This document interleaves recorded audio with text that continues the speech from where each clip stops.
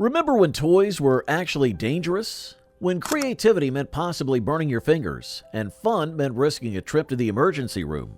Today we're reminiscing about the treasure chest of toys they just don't make anymore, and maybe for a good reason. Let's start with the Thing Maker, also known as creepy crawlers. This gem from Mattel hit the shelves in 1964, and it was essentially a miniature foundry for kids. You'd pour this substance called Plastigoop into metal molds, then cook them on a heating element that reached temperatures of 390 degrees Fahrenheit. The end result? Rubbery bugs and creatures that would make any mother proud, if she wasn't too busy worrying about the third-degree burns. Mattel discontinued the original version in 1978 due to safety concerns. Here's something wild. The Thing Maker's Plastigoop was actually a form of liquid plastic called polyvinyl chloride, or PVC. When heated, it could release some pretty nasty fumes. The Secret Sam spy case was every budding James Bond's dream in 1965. This briefcase full of spy gear included a working periscope, a secret message decoder, and a camera gun that fired plastic bullets. The best part?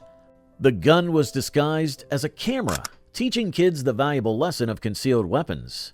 Manufacturer Multiple Products Corporation pulled it from shelves when parents realized maybe teaching kids to hide weapons wasn't the best idea. What's fascinating is that the Secret Sam spy case was actually developed with input from real CIA consultants. Some of the message codes included in the set were based on actual Cold War-era ciphers. The Easy Bake Oven. If you didn't have one, you wanted one. Kenner introduced this mini culinary powerhouse in 1963, powered by a simple light bulb that could reach temperatures high enough to bake small cakes.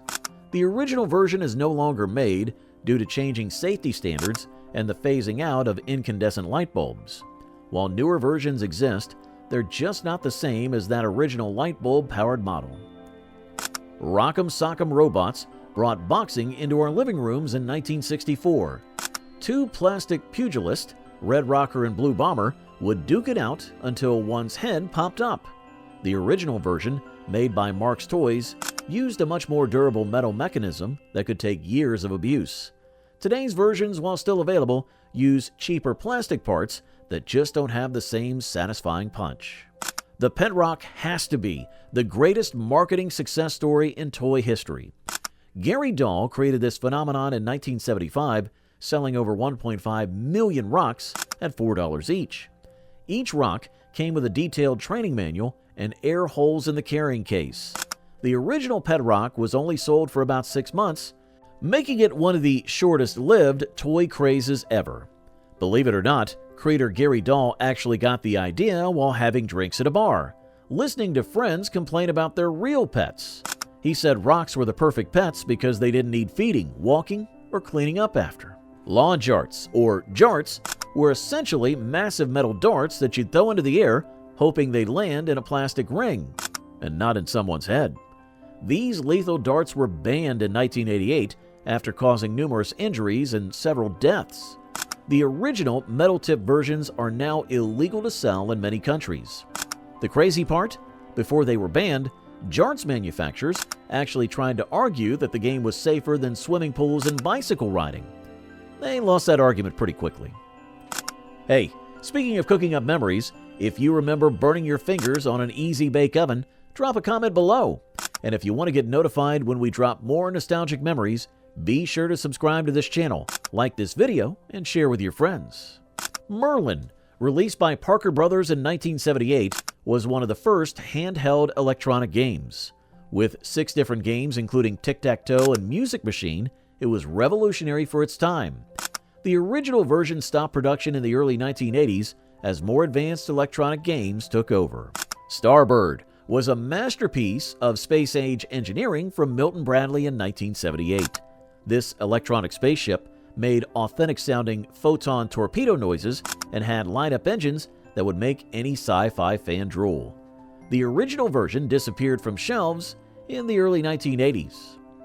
Here's something most people don't know. The Starbird's design actually influenced several sci-fi TV shows and movies of the early 1980s. The Kenner Give-A-Show Projector was like having your own personal movie theater in 1959. You'd slide in these little film strips, point it at the wall, and watch your favorite cartoons come to life.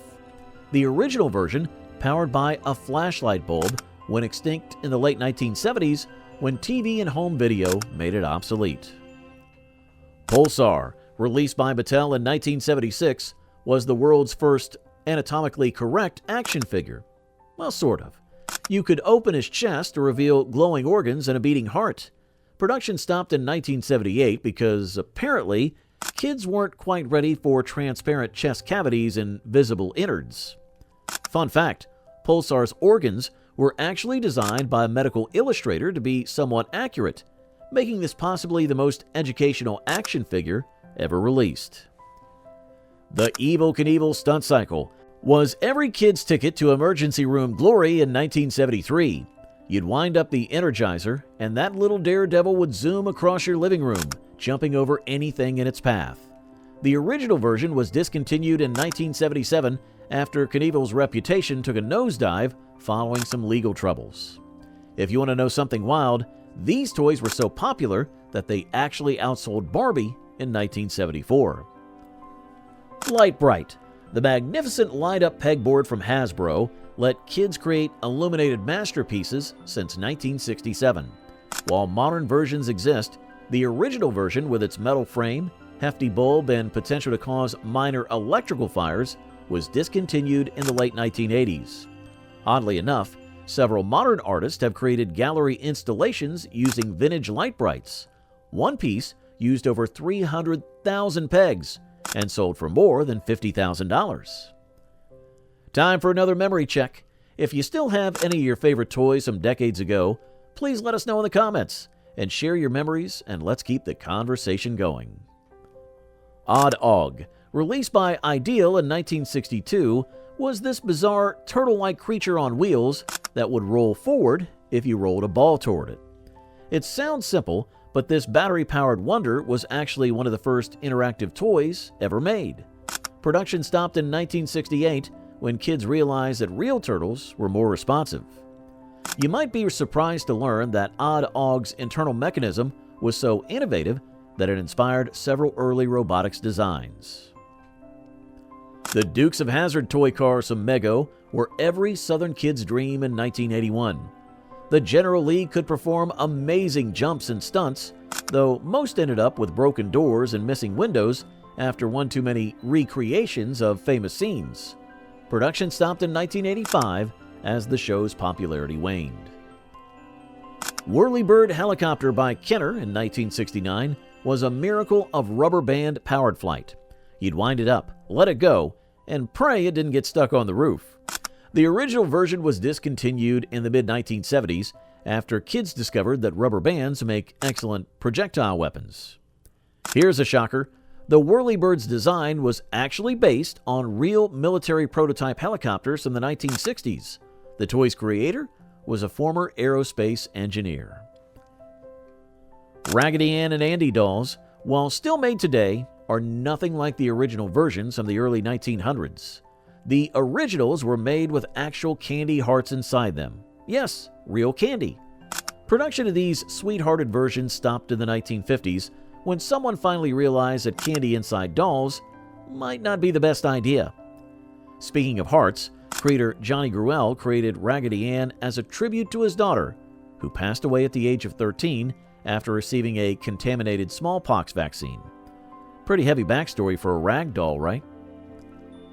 The Snoopy snow cone machine promised the joy of shaved ice, but delivered what seemed like hours of arm-cramping labor for a thimbleful of flavored ice. The original version from 1979 was discontinued due to the metal blade being a bit too effective at shaving things other than ice. Would you believe that this toy was actually designed by the same person who created the Ped Rock? That's right, Gary Dahl struck again, though with significantly less profit this time. Time for another memory check. Does this remind you of a simpler time in your life when you could get lost in your imagination? Please tell us in the comments, share your memories, and let's keep the conversation going. Kenner's SSP Smashup Derby cars from 1970 were basically controlled destruction. You'd rev them up with a power stick and watch them crash spectacularly. The original versions were discontinued because they were practically indestructible. Not great for repeat sales.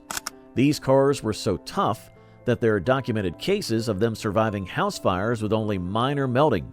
They truly don't make them like this anymore. Wee Wee dolls, those charming little dolls that would wet their diapers, were discontinued in their original form because, well, let's just say having a doll that stores water for extended periods creates some interesting bacterial growth situations. The original versions of the 1960s were a petri dish of childhood memories. Here's something disturbing. Some original Wee Wee dolls have been found with the water still inside after 50-plus years. Scientists actually studied the contents. Let's just say you don't want to know what they found. And finally, the Big Loader construction set from Tommy in 1977 was an amazing automated construction site in miniature. Cars would actually load, dump, and transport materials around a track. The original version was discontinued because it was too complicated and expensive to manufacture with its multiple moving parts and intricate mechanisms. The most incredible thing?